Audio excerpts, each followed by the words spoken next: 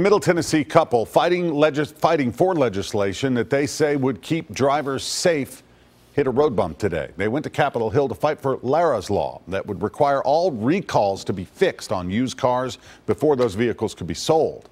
New at 10, our Emily Luxon is with us with the latest developments. What did lawmakers decide, Emily? Well, they did pass a bill, but it was very different from the one that was originally proposed. And the Goss family says the new bill benefits car dealerships and manufacturers and not consumers.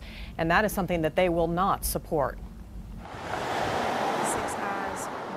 In just seconds, months of work by Jay and Jerry Goss ended in disappointment. I would assume that the senators would have wanted the families who suffered the most to be behind this bill, but I cannot morally or ethically be behind this bill. This is outrageous. The Gosses came to the Senate Transportation and Safety Committee to fight for a bill called Lara's Law, named after their 27-year-old daughter. She died 2 years ago when the ignition switch on her used Saturn failed and her car slammed into the back of a semi and burned. There was a recall on the vehicle's ignition switch the family wasn't aware of at the time of the accident. We made a promise to our daughter that we would do the right thing and that we would hopefully prevent one more person from being killed on roads that are unsafe in unsafe cars. With the help of Clarksville Senator Mark Green, they hoped Senate Bill 1489 would require all recalls to be fixed on used vehicles before being sold. The guy who made the car and the defect to the consumer. But today, senators passed a revised bill that would only require all so-called stop-drive recalls or extreme recalls to be fixed.